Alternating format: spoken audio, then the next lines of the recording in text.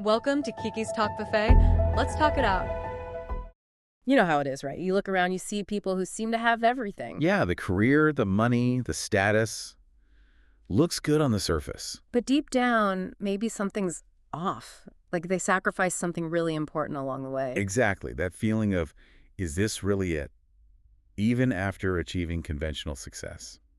Well, today on the deep dive, we're going to tackle that feeling head on. We're exploring how getting clear on your own deeply important vision And then actually moving towards it persistently. is the key to building a life that genuinely feels meaningful. It reminds me of that Oliver Wendell Holmes quote. Oh, which one? Compared to our inner resources, all outward things are of little importance. Really hits home here. It does. And it's fascinating how easily we get swallowed up by the day-to-day stuff. It's Just reacting, putting out fires. constantly, instead of focusing on what truly matters Yeah. in the grand scheme of things.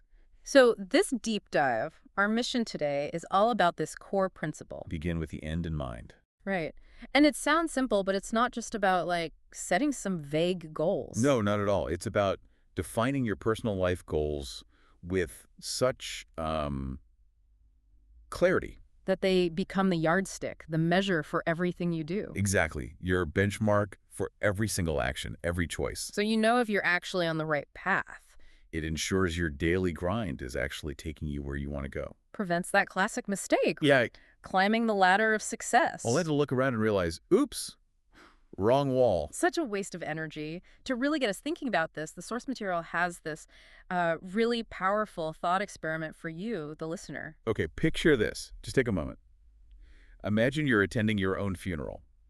It's a bit heavy, maybe, but stick with it. Yeah, visualize the scene. Who's there? What are people saying about you? Think about the eulogies. What would you want your spouse, your kids, your friends to say? What about your colleagues? The people in your community, what would they highlight? Your character, your achievements, the difference you made in their lives. What do you hope they remember most?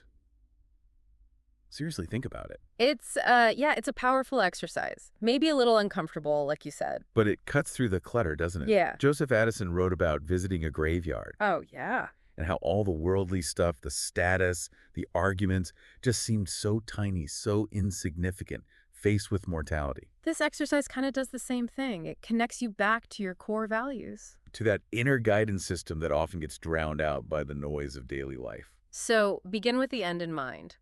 Fundamentally, it's about clarity first. Yes.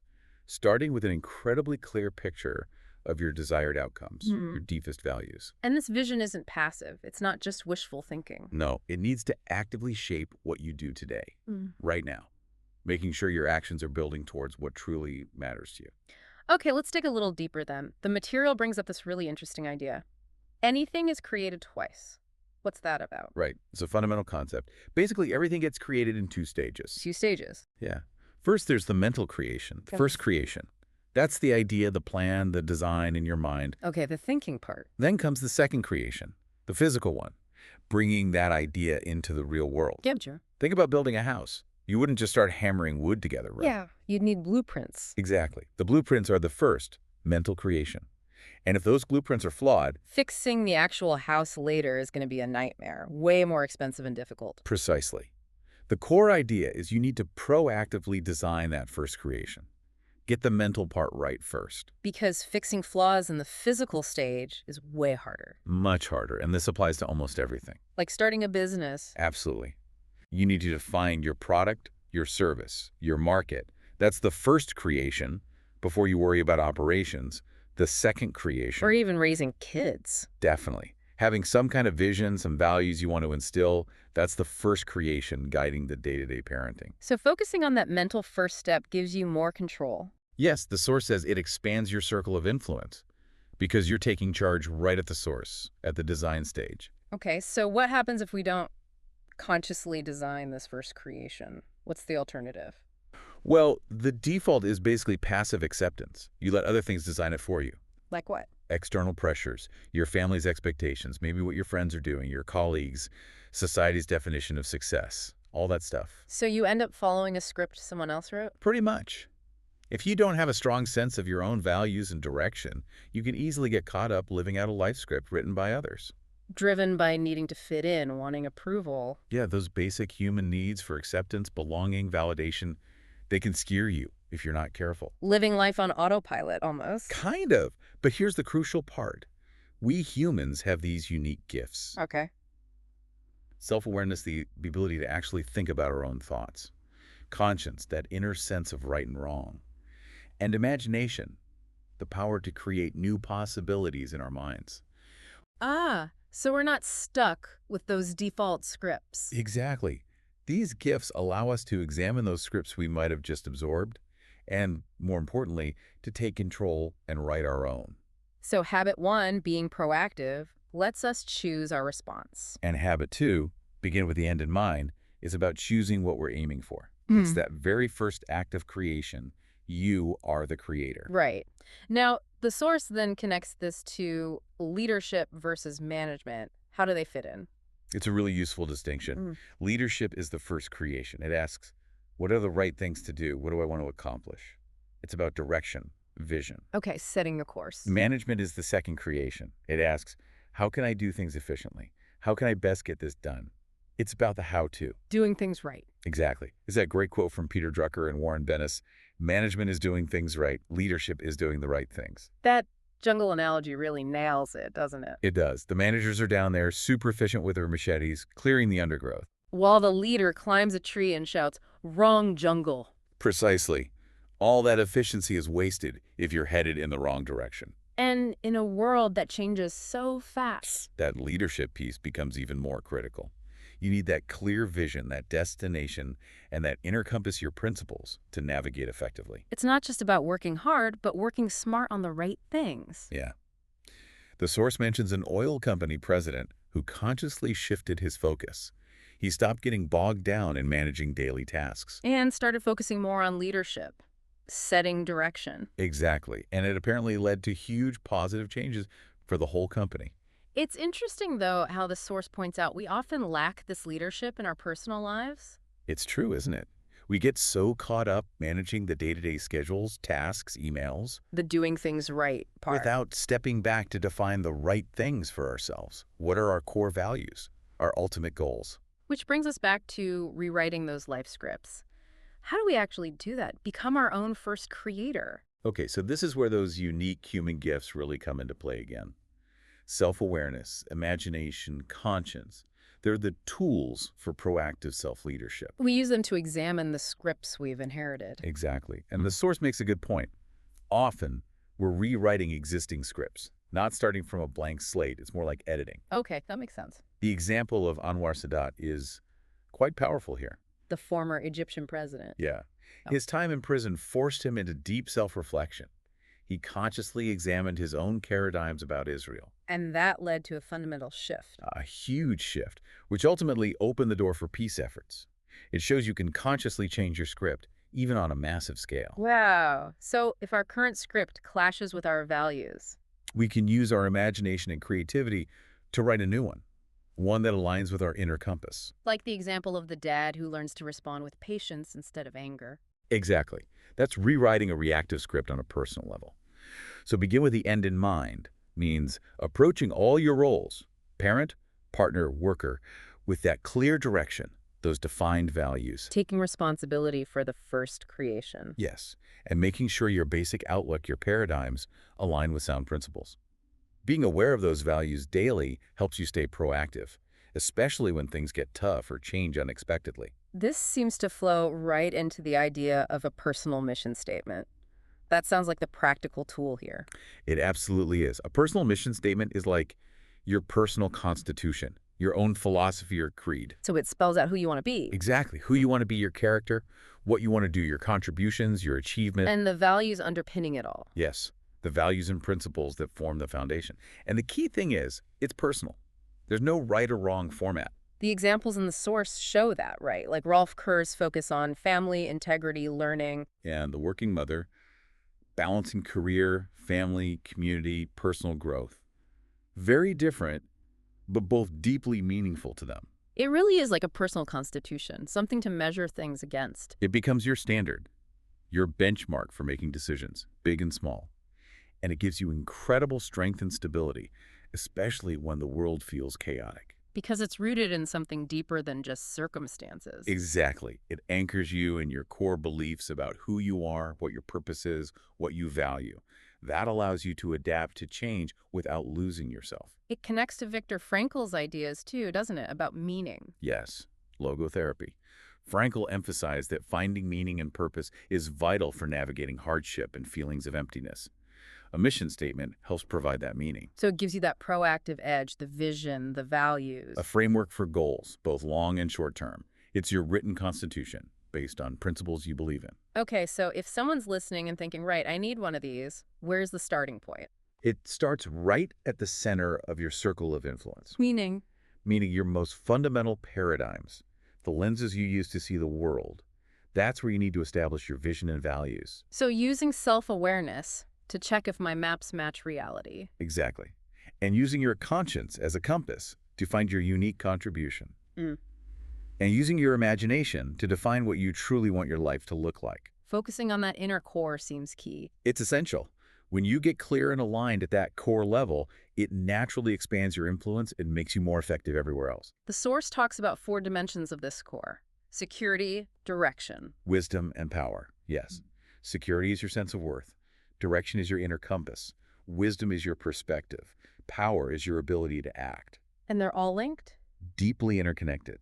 And how balanced and strong they are depends heavily on what's at the very center of your life, your basic paradigms. Which leads to the discussion of different life centers. This was fascinating. It really is. The source explores common things people put at the center of their lives and how that impacts those 4 dimensions. Like being spouse-centered. Seems good, but maybe risky. It can be. If your entire sense of security and worth depends on your spouse, you become very vulnerable to shifts in that relationship.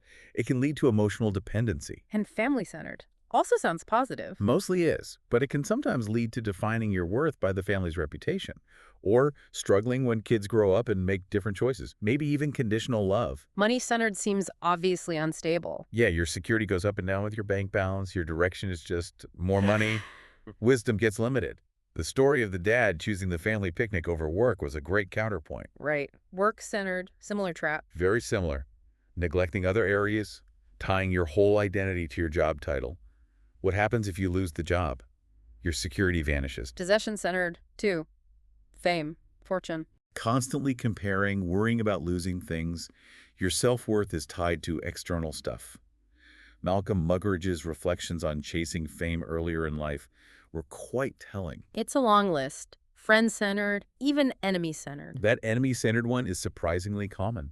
You become obsessed, let them control your emotions, your focus.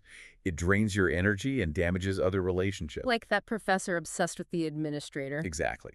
Yeah. And then there's religion-centered, focusing maybe too much on the outward practices instead of the core principles. And self-centered, which the source compares to the Dead Sea. Right. Always taking in, never giving out, ultimately very isolating and limiting. No real security or direction there. So how do you figure out what your center is? It feels like it could be a mix. It usually is a mix for most people, and it can shift depending on what's happening. The source encourages you to just observe yourself, what gives you your primary sense of support, what drives your decisions under pressure. Look for the patterns. Yeah, and recognize that if your center isn't stable, you're likely riding an emotional roller coaster. Your self-worth fluctuates, your direction is inconsistent, your power feels unstable. So the goal is to find a more stable center. The ideal is to consciously establish a clear center that generates high levels of security, direction, wisdom, and power consistently. And that ideal center is? Principle-centered. Yeah. Living based on timeless, universal principles. Why principles? What makes them so stable? Because principles don't change. They aren't based on emotion or circumstance. They're like natural laws. Think gravity, but for human effectiveness. They provide security based on reality, not just feelings. And they're universal. Yes, they apply everywhere, to everyone. Our understanding of them can grow, but the principles themselves are constant. This gives you accurate maps. That's the wisdom and direction. And it gives you power because you're not tossed around by external events. Exactly. You become anchored. The source makes a key point. We choose our actions, but we don't choose the consequences. Principles determine the consequences. So understanding principles gives you more freedom to act wisely. Precisely. And a principle-centered paradigm lets you put all those other potential centers spouse, family, money, work into their proper perspective. They become important parts of your life, but not the center. The example of the missed concert really showed that well. It did. How someone who is spouse-centered might react versus someone who is money-centered versus someone who is principle-centered when the boss asks them to work late. The principle-centered person considers all factors calmly. Objectively weighs the needs of the job, the commitment to their spouse, potential alternatives, and makes a proactive, value-based decision.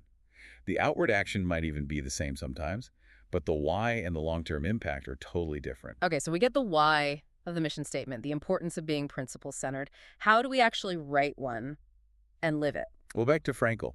We don't invent our mission, we discover it. The source emphasizes we all have that inner capacity, conscience, intellect to find our unique purpose. So it's about looking within. Yes, and being proactive about it.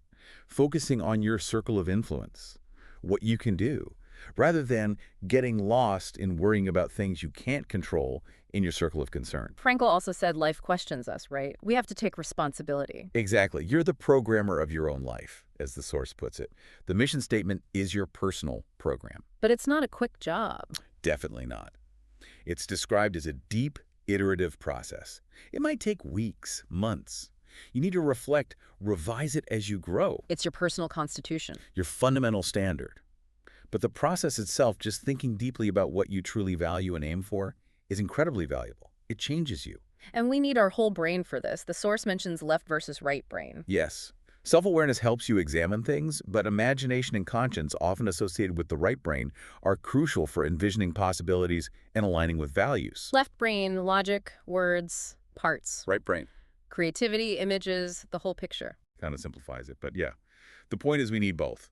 We need to be able to switch between analyzing the details and seeing the big picture. Maslow's hammer, quote, fits here. If the only tool you have is a hammer, every problem looks like a nail. Right. We need more tools, and society often overemphasizes the logical, analytical left brain, neglecting the creative right brain. So how do we tap into that right brain more deliberately? The source suggests two main ways: broadening your perspective, like brainstorming, and using visualization and affirmation.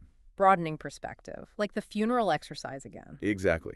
Or imagining your 25th or 50th wedding anniversary. What does that look like, feel like? Or envisioning your retirement. What contributions do you still want to make? Getting beyond the immediate tasks. Yes, engaging your emotions, your imagination. Thinking about the long view. The example of the college students imagining they only had one semester left was powerful. How it shifted their priorities to relationships, making amends. Showed how tapping into that deeper level, even through imagination, reveals your true values. And the second method, visualization and affirmation. This is about actively creating the mental picture of yourself living by your mission, visualizing desired outcomes, and affirming the behaviors that align with your principles. There were those 5 elements for affirmations. Personal. Personal, positive, present tense, visual, and emotional. So instead of, I won't yell at my kids, it's, I am responding with wisdom, love, firmness, and self-control. And then you visualize that. Yes. Wow. Relax. Vividly imagine specific situations, maybe your child misbehaving, and see yourself reacting in that desired, principle-based way. Feel the positive emotions associated with it. Does it actually work? The source argues that consistent practice gradually rewires your habitual responses. You start acting based on your values, not just reacting to the situation. The story about helping his quarterback son visualize success under pressure is a great example. Visualizing the right things, though. Critically important. Dr. Charles Garfield's research on peak performers in sports and business showed they almost all use mental rehearsal, visualization. But it has to be grounded, right? Not just wishful thinking for selfish reasons. Absolutely. Effective visualization and affirmation must stem from your core principles and purpose, aligned with your conscience. It's not just about personality techniques for getting what you want. It's about character development. Okay, so we have this mission, these principles, but life is complex. We have different roles. How does that fit? Great question. The source acknowledges we all wear multiple hats: parent, spouse, employee, friend, community member. Balancing them is tough. So the mission statement should address these. It suggests identifying your key life roles and then setting specific goals within each role that align with your overall mission and values. Like the executive example who had goals as a husband, father, Christian, change agent. Exactly. It gives you a framework, Identifying the roles provides clarity, and setting long-term goals for each ensures you're consciously directing energy across your whole life, guided by your core mission. So if you don't have a mission statement, now's the time to start thinking about those roles and goals. Definitely a key takeaway. Start drafting. And this isn't just for individuals. Families can do this too. Yes. A family mission statement can be incredibly powerful for building unity and shared purpose. Because often family interactions are just reactive, especially under stress. Exactly. Without shared principles, it's easy to fall into negative patterns. A family mission statement created together becomes like a family constitution. Guiding decisions, resolving conflicts. And again, the process of creating it together, the communication, the shared understanding, is often the most valuable part. It builds commitment. He shared his own family statement, right, about cooperation, affection, developing talents. Yeah. And how they revisited it periodically. It becomes a living document. In organizations, too, a mission statement is crucial there. Absolutely critical for long-term success. But not just a plaque on the wall. It needs buy-in. Total buy-in. The source emphasizes involving everyone in creating it. To involve is to commit. That's the principle. Like the IBM example. Their core principles weren't just words. No, they lived them. The story of chartering planes to get a sick employee home showed their commitment to individual dignity was real. And the hotel chain, where everyone seemed empowered and service-oriented. That stemmed directly from a mission statement that everyone had helped create and felt ownership of. It guided everything. Contrasted with companies where the mission feels imposed from the top. Right. People might comply initially, but you don't get that creativity, that commitment, that proactive problem solving unless people feel truly involved in defining the purpose. Less need for constant supervision, then. Much less. A shared mission unleashes potential. Okay, so wrapping this up, begin with the end in mind. What's the absolute core takeaway for you, the listener? It's fundamentally about proactive self-leadership. It's about taking the time to define what truly matters to you, your values, your purpose, your end goals, and using that vision to guide your actions every single day. Understanding those two creations, mental first, then physical. Using your unique human gifts, self-awareness, imagination, conscience to design your life, rather than just letting it happen to you. So the invitation for you listening is to really mull this over. Start thinking about your roles, your values. Maybe start drafting that personal mission statement. Or even talk about it with your family or your team at work. How can you collectively begin with the end in mind? And maybe a final thought to leave you with. Consider this. How would your daily life, your choices, your very perception of success change if you were consciously living each moment aligned with the person you ultimately want to be and the impact you truly want to have? Beyond the immediate tasks, beyond society's expectations, what end are you truly working towards? Every topic's got a taste, so like, share, and subscribe now. Your next plate's coming soon.